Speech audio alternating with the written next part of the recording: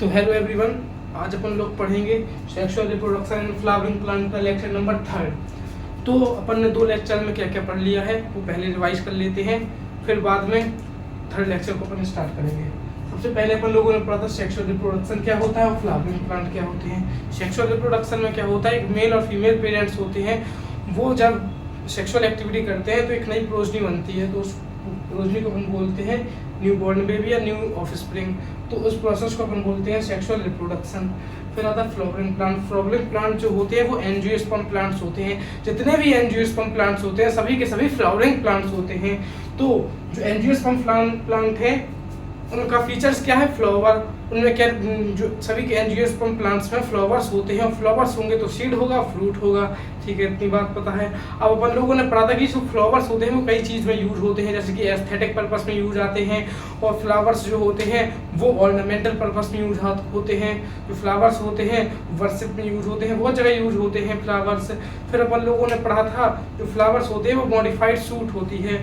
फिर अपन लोगों ने आगे पढ़ा था कि जो किसी रिप्रोडक्टिव इवेंट होते हैं, रिप्रोडक्टिव साइकिल होती है, उसके 3 इवेंट होते हैं। एक होता है पोस्ट प्री फर्टिलाइजेशन इवेंट, फिर होता है फर्टिलाइजेशन इवेंट, फिर होता है post fertilization event. Pre fertilization event में फर्टिलाइजेशन होने के पहले जितने भी इवेंट्स होते हैं वो सभी प्री फर्टिलाइजेशन इवेंट में आते हैं।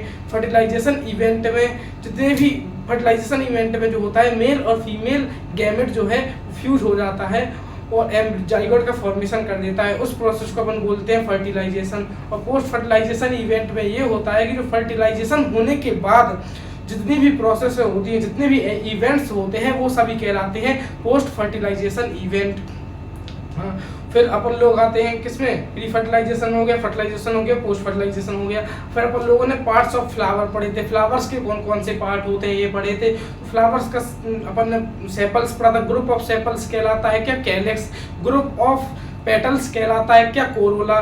ग्रुप ऑफ जो मेल रिप्रोडक्टिव ऑर्गन्स है वो कहलाते, जो स्टेमन होता है वो कहलाता है एंड्रूशियम। जो group of female reproductive organs कहलाते हैं क्या कहलाते हैं, गाइनोशियम, जिसको अपन पिस्टल भी कहते हैं। एक अकेला होता है तो पिस्टल, बहुत सारे हो गए तो गाइनोशियम।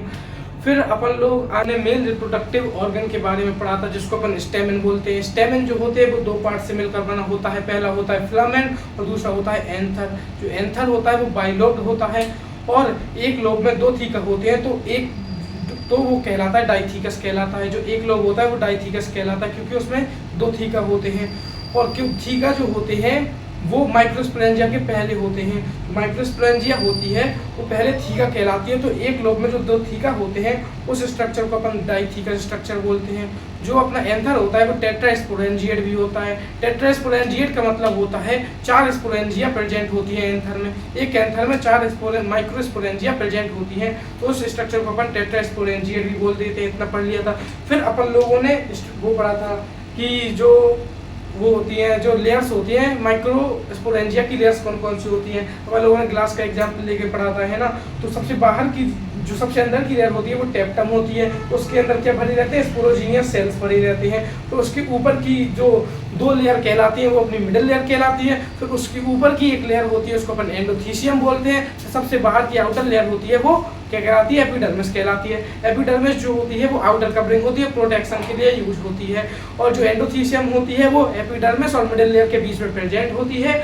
और ये जो थोड़ी थिक लेयर होती है, फिर अंदर आती है मिडिल लेयर। मिडिल लेयर जो होती है वो बाई लेयर होती है, या 1 से 3 लेयर के बीच में कोई 1 से 3 लेयर की हो सकती है, लेकिन मेनली जो होती है वो बाई लेयर होती है। और फिर आता है अपना टेप्टम। जो टेप्टम होता है वो मतलब मल्टी न्यूक्लिएटेड होती है, मतलब 1 से ज़्यादा न्यूक्लियस उसमें प्रेजेंट होते हैं। और वो किसको नरिशमेंट प्रोवाइड करती है, वो न्यूट्रिशन देती है। किसको देती है, स्पोरोजीनियस सेल्स को न्यूट्रिशन देती है। और जो मिडिल लेयर है वो टेप्टम को न्यूट्रिशन देता है।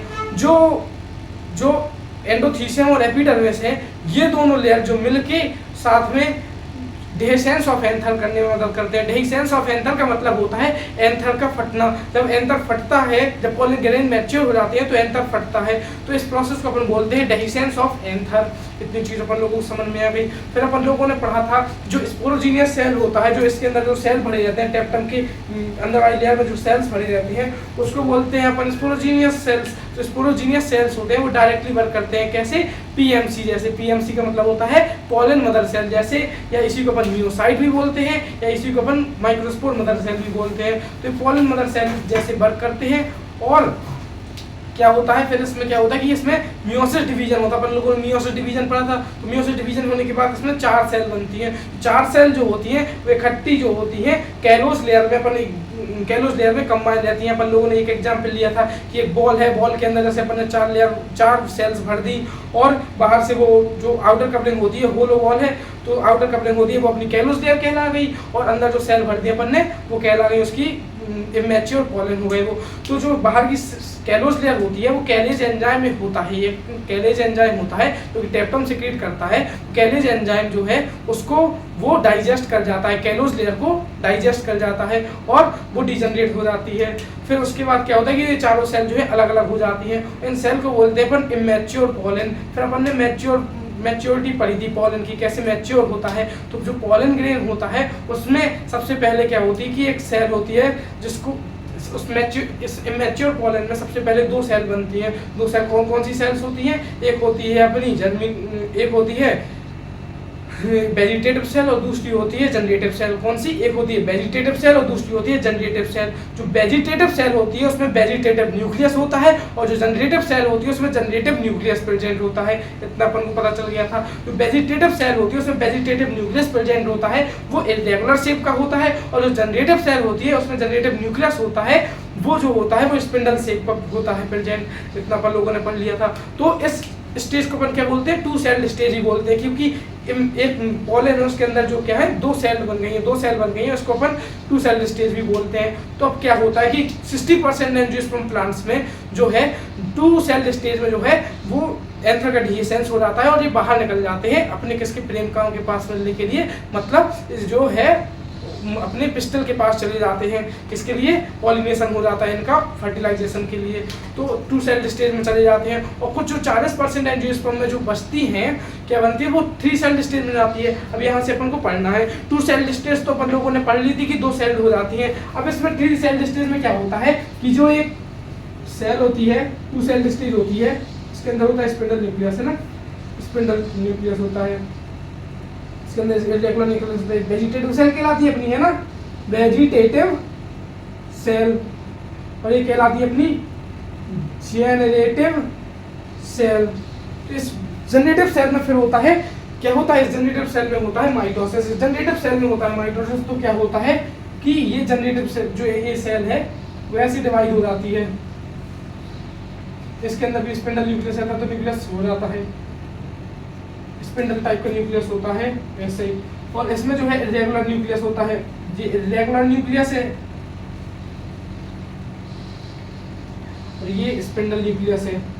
यहाँ देखो, यहाँ पे एक सेल थी, यहाँ पे 2 सेल थी, है ना, और यहाँ पे 3 सेल बन गई। तो इसको अपन क्या बोलते हैं, इसको अपन क्या बोलते हैं, 3 cell stage structure, 3 cell stage structure, मतलब 3 सेल बन गई। तो इस स्ट्रक्चर को अपन 3 सेल स्टेज स्ट्रक्चर बोलते हैं।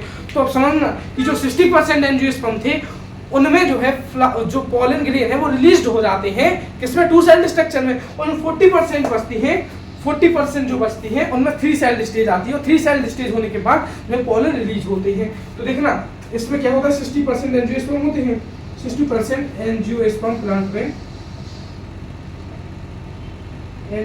प्लांट में 2 सेल स्टेज में क्या हो जाता है, पॉलिनेशन हो जाता है। 2 सेल स्टेज में क्या हो जाता है, पॉलिनेशन हो जाता है। पर 40% एंजियोस्पर्म में क्या होगा, 3 सेल स्टेज आएगी और इनमें क्या होगा, फिर पॉलिनेशन होगा। इतना समझ गए, नोट कर लेना इसको, ठीक है। तो अपन लोगों ने क्या पढ़ा, अपन लोगों ने पढ़ा कि 2 सेल स्टेज होती है। 2 सेल स्टेज में क्या होता है, एक होती है वेजिटेटिव सेल, दूसरी होती है जनरेटिव सेल। तो वेजिटेटिव सेल होती है उसमें होता है कौन सा न्यूक्लियस, इरेगुलर न्यूक्लियस, और जो जनरेटिव सेल होती है उसमें स्पिंडल टाइप का न्यूक्लियस होता है। और जो इसको अपन 2 सेल स्टेज भी कहते हैं। 2 सेल स्टेज में क्या होता है, 60% एंजियोस्पर्म में 2 सेल स्टेज में ही क्या हो जाता है, अपना पॉलिनेशन हो जाता है। और जो 40% एंजियोस्पर्म बचते हैं उनमें जो क्या होता है कि 3 सेल स्टेज आती है। 3 सेल स्टेज में क्या होता है कि जो 3 सेल होती है वो जो है 3 सेल स्टेज बनाती है, फिर इसमें इसके बाद जो है इसका पॉलिनेशन होता है। ठीक है, इतना समझ गए? Very good. अब चलो अपना ये वाला टॉपिक भी समाप्त हो गया। अब अपन लोग क्या पढ़ेंगे, एक अगला टॉपिक आया, पॉलन का स्ट्रक्चर पढ़ते हैं अपन लोग। क्या पढ़ते हैं? पॉलन का structure of pollen, structure of pollen. Pollen को अपन क्या कहते हैं? मेल गैमेटोफाइट कहते हैं। पॉलन ग्रेन होता है ना, उसको अपन क्या कहते हैं? मेल गैमेटोफाइट कहते हैं। ये नोट कर लेना, पॉलन को ही अपन मेल गैमेटोफाइट कहते हैं। तो स्ट्रक्चर पॉलन है ये, है ना, स्ट्रक्चर ऑफ पॉलन पढ़ना है अपन लोगों को। तो ये देखना, ये अंदर हो गई एक इंटाइन लेयर, इंटाइन, और इसके बाहर ऐसे जो है जर्मपोर रहते हैं, यहाँ यहाँ यहाँ ऐसे ऐसे ऐसे ऐसे ऐसे ऐसे, तो यहाँ बीच में ऐसे ऐसे ऐसे ऐसे ऐसे ऐसे, फिर यहाँ यहाँ बीच में ऐसे ऐसे ऐसे ऐसे ऐसे ऐसे ऐसे। तो ये क्या है अपनी? ये है अपनी इंटाइन। इंटाइन को ही अपन प्लाज्मा मेम्ब्रेन कहते हैं। किसका प्लाज्मा मेम्ब्रेन कहते हैं? पॉलन ग्रेन का प्लाज्मा मेम्ब्रेन, जिसको अपन प्लाज्मा मेम्ब्रेन भी कहते हैं। तो ये जो दिख रहे हैं खाली स्पेस छोटी है जहाँ पे ये जो बाहर की जो ऐसी ऐसी लेयर है वो प्रेजेंट नहीं है, उसको अपन क्या बोलते हैं? जर्म पोर। ये बाहर की लेयर होती है एक्जाइन, और एक्जाइन में जो ये एक्जाइन में एक चीज प्रेजेंट होती है जिसको अपन बोलते हैं स्पोरोपोलेनिन। हाँ, और जो एंटाइन किसकी बनी जाती है? सेल्यूलोस और पेक्टिन की बनी जाती है। पेक्टो सेल्यूलोस लिखा है, पेक्टो सेल्यूलोस लिखा है एनसीईआरटी ने, मतलब पेक्टिन एंड सेल्यूलोस की बनी होती है। मतलब क्या, देखो एक जो साइटोप्लाज्म हो गई होगा। तो अब क्या हुआ कि जो देखो ये क्या है, ये जो है वो अंदर वाली लेयर है, इसको अपन बोलते हैं इंटाइन। इंटाइन को ही अपन प्लाज्मा मेम्ब्रेन बोलते हैं। इसकी ये क्या होती है? इंटाइन, है ना। और किसकी बनी होती है? पेक्टोसेल्यूलोस की। पेक्टोसेल्यूलोस मतलब पेक्टिन और सेल्यूलोस की बनी होती है। तो ये जो है बाहर की लेयर होती है, इसको बोलते हैं अपन एक्जाइन। एक्जाइन किसकी बनी होती है? स्पोरोपोलेनिन की बनी होती है। किसकी बनी होती है? स्पोरोपोलेनिन की बनी होती है। अभी इसके बारे में बहुत इंटरेस्टिंग चीज बताएंगे हम। फिर ये होती है जर्मपोर। यहाँ जर्मपोर से यहीं से पॉलन ट्यूब निकलती है। क्या बोलिए? जर्मपोर से यहीं से पॉलन ट्यूब निकलती है। अपनी पॉलन ट्यूब जर्मिनेट होती है, इसीलिए तो इसको जर्मपोर बोलते हैं यार। समझो। तो बायोलॉजी में जो है ना, नाम से ही काम का पता चल जाता है उसके। अगर तुमने नाम को अच्छे से पढ़ा समझा तो काम पता चल गया। जर्मपोर, ऐसा पोर जहां से जर्मिनेशन हो, किसका? पॉलन ट्यूब का, उसको बोलते हैं अपन जर्मपोर। ठीक है, समझ गए इतना? ठीक है। अब ये जो होती है एक्जाइन जो होता है उसमें क्या होती है? स्पोरोपोलेनिन प्रेजेंट होती है। जो स्पोरोपोलेनिन होती है वो जो होती है मोस्ट नॉन डिग्रेडेटेड सब्सटेंस होता है। ये किसी भी चीज से डिग्रेडेट नहीं हो सकता है। इस पे चाहे जिसका एंजाइम का असर कर लो, स्पोरोपोलेनिन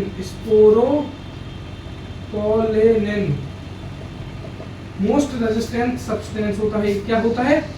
मोस्ट रेजिस्टेंट सब्सटेंस, मतलब अनडिग्रेडेबल होता है।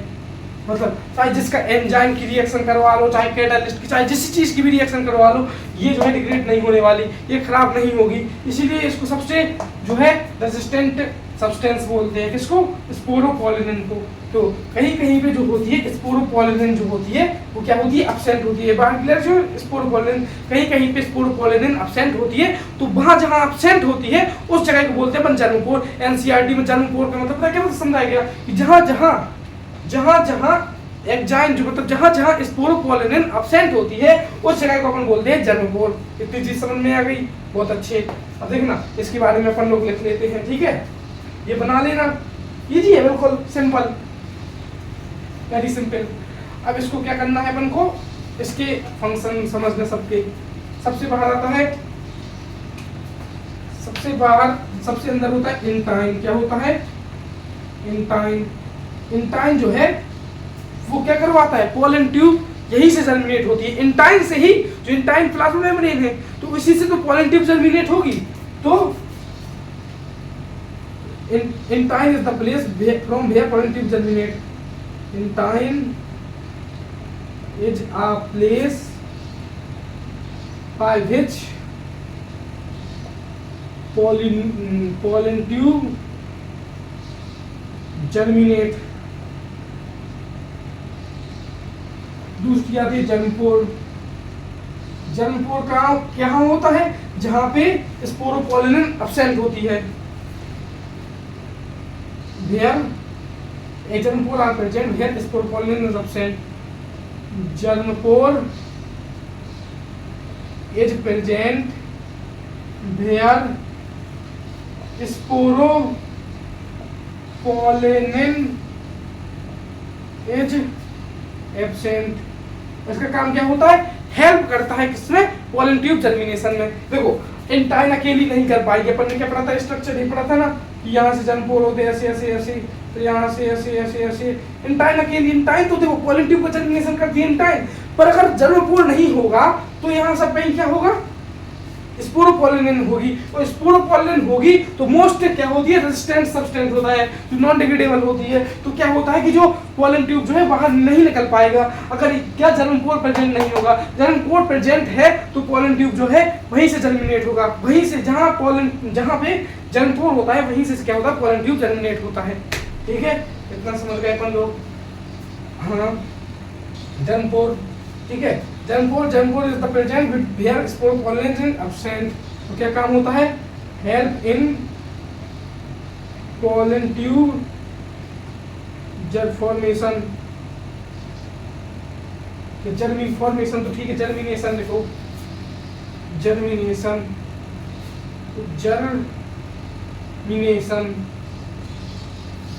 एक्साइन होती है। एक्साइन जो होती है आउटर मोस्ट लेयर होती है, मोस्ट लेयर होती है। और इसमें क्या प्रेजेंट होता है? स्पोरोपोलिन प्रेजेंट होता है। स्पोरोपोलिन प्रेजेंट होता है। ठीक है, अब एक एनसीईआरटी में बहुत अच्छी चीज दी गई है। जो स्पोरोपोलिन होता है ना, हर स्पीसीज का, जो हर प्लांट का, जो अलग अलग प्लांट है तो अलग अलग प्लांट में जो स्पोरोपोलिन होगा, जो पोलन ग्रेन बनेंगे, अलग अलग प्लांट की जो है अलग अलग स्पोरोपोलिन होगा, अलग अलग तरह का स्पोरोपोलिन का स्ट्रक्चर होगा। ये चीज है एनसीईआरटी में दी गई है, इसको याद कर लेना। ठीक है, बहुत अच्छे से। चलो अपना ये वाला टॉपिक निपट गया, स्ट्रक्चर ऑफ पोलन। बहुत अच्छे से नोट कर लो, चलो पॉज करके नोट कर लो। फिर आते हैं अपन लोग किस चीज पे? फिर आते हैं अपन लोग 2-3 टॉपिक और बचे, फिर ये पोलन ग्रेन वाला टॉपिक समाप्त, खत्म। Tata bye bye, see you. अभी ये बचा एक टॉपिक है यहाँ पे कि पोलन। अब सबसे अच्छा बचा कि पोलन डिस्पर्जल क्या होता है। पोलन डिस्पर्जल होता है the dehiscence of anther. Pollen dispersal मतलब पोलन का जो बाहर निकलना, पोलन डिस्पर्ज होना। इससे अच्छा नाम लिख सकते हैं क्या कि dehiscence of anther. Dehiscence of anther. मैंने क्या बताया था आपको? कल वाले लेक्चर में हमने बताया था कि जो डेहिसेंस ऑफ एंथर में 2 चीज काम में आती है। कौन कौन सी? एक एपिडर्मिस और दूसरी होती है एंडोथीसियम। जो एपिडर्मिस होती है और जो एंडोथीसियम होती है, ये दोनों जब फट जाती है, ये दोनों जो है अपनी जगह से फट जाती है, तब जो क्या होता है? स्पोर जो पोलन ग्रेन होता है उनका डिस्पर्जल होता आता है। पोलन ग्रेन जो है वो बाहर निकल जाते हैं। इतना चीज समझ में आया? डेहिसेंस ऑफ एंथर, एंथर का फटना। एंथर जब फटेगा जब जो एपिडर्मिस और एंडोथीसियम टूटेंगी। जब जो एपिडर्मिस और एंडोथीसियम में वो टूट जाएंगी तो एंथर का क्या हो जाएगा? डेहिसेंस हो जाएगा। इतना चीज अपन लोग समझ गए। ठीक है, फिर अपन लोगों ने क्या पढ़ा? फिर अपन लोगों ने एक बहुत अच्छी चीज पढ़नी है, पोलन वायबिलिटी। 2-3 टॉपिक और बचे हैं, पोलन वायबिलिटी, फिर पोलन एलर्जन, फिर आता है पोलन टेबलेट, और एक चीज आती है पोलन स्टोर, कहाँ किए जाते हैं। तो अपन लोग आते हैं किस पे? पोलन वायबिलिटी पे। किस चीज पे? Pollen viability. तो पोलन वायबिलिटी का मतलब होता है जब मैच्योर पोलन बन जाता है तो डिस्पर्स होने के बाद, जब एंथर जो डेहिसेंस होता है तो डिस्पर्स होने के बाद जो एंथर से पोलन बाहर निकलने के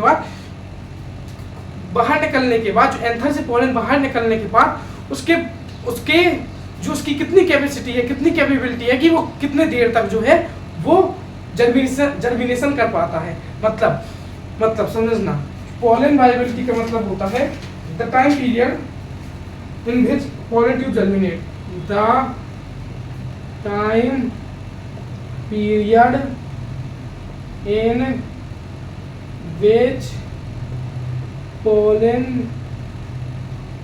जर्मिनेट। पोलन वायबिलिटी का मतलब होता है ऐसा टाइम पीरियड जिसमें पोलन जो है जर्मिनेट होता है, ठीक है। ऐसा टाइम पीरियड जिसके अंदर पोलन जर्मिनेट होता है उसको अपन कहते हैं पोलन वायबिलिटी। मतलब उसकी कितनी कैपेबिलिटी है कि वो पोलन जो है जर्मिनेट हो सकता है, कितने टाइम तक जर्मिनेट हो सकता है ना, पोलन वायबिलिटी होती है। जैसे कि अपन ने एक चीज और पढ़ेंगे आगे, सीड वायबिलिटी। सीड वायबिलिटी का मतलब क्या है कि ऐसे कब तक, कितने टाइम तक वो अपन को स्टोर करके रख सकते हैं कि उसके बाद अगर उगाए तो वो प्लांट उगाए। मैक्सिमम टाइम जो है कितना है उसका, मैक्सिमम टाइम कितना है कि वो कैपेबल हो किसके, ग्रोइंग के, वो अपनी कहलाती है क्या, पोलन वायबिलिटी या सीड वायबिलिटी। दो चीज होती है, ठीक है। पोलन वायबिलिटी अभी जो होती है वो अलग अलग प्लांट्स में अलग अलग होती है। जैसे कि वीट और राइस में, वीट या राइस में ये क्या कितनी मिनट होती है, 30 मिनट्स होती है। कितनी, 30 मिनट। इसका मतलब क्या है, यहाँ से अच्छे समझ में आएगा। मतलब है कि 30 मिनट के अंदर अंदर अगर पॉलिनेशन हो गया, पोलन ट्यूब जर्मिनेशन हो गया तो ही वो है वो क्या करेगा, तो ही फर्टिलाइजेशन होगा, नहीं तो कुछ नहीं होने वाला उसका, ठीक है ना। 30 मिनट के अंदर अंदर। ऐसे ही लेग्यूमिनेसी फैमिली, रोजेसी, सोलेनेसी, ऐसी फैमिलीज हैं जिनमें पोलन वायबिलिटी होती है बहुत ज्यादा होती है, सेवरल मंथ, बहुत ज्यादा मंथ तक होती है, बहुत ज्यादा मंथ तक होती है, 4 महीने 5 महीने ऐसे। उसमें फिक्स टाइम नहीं बताया गया एनसीईआरटी में। सेवरल मंथ का मतलब 4 महीने 5 महीने जितनी भी होगी तो पोलन वायबिलिटी होगी। तो अब जो है पोलन वायबिलिटी किस पे डिपेंड करती है, टेम्परेचर भी डिपेंड करती है, ह्यूमस पे भी डिपेंड करती है, बहुत सारी चीजों पे करती है। सबसे मेन करती है वो टेम्परेचर पे डिपेंड करती है, ठीक है। समझ गए इतनी चीज। अब एक टॉपिक आता है पोलन, एक टॉपिक क्या आता है, पोलन टैबलेट्स एंड सिरप। क्या, pollen tablets and syrups, pollen tablets and syrups. पता ना, पता एक चीज, पोलन होती है ना, पोलन ग्रेन होती है, उसमें बहुत ज़्यादा न्यूट्रिशनल वैल्यू होती है, बहुत ज़्यादा न्यूट्रिशन मिलता है इससे, पोलन से। जो पोलन है ना, वो पता है कौन यूज़ करता है, जो रेस लगाने वाले जो घोड़े होते हैं, जो रेसर होते हैं, वो लोग जो है ना पोलन की टैबलेट खाते हैं और सिरप्स पीते हैं। मतलब तो pollen have high nutritive value and their tablets और क्या syrups are used by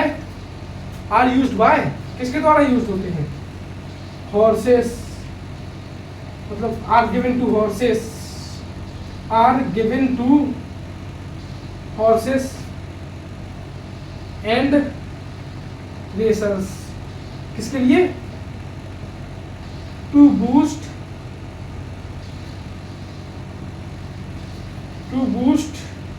stamina को करने के लिए, स्टेमिना को बढ़ाने के लिए।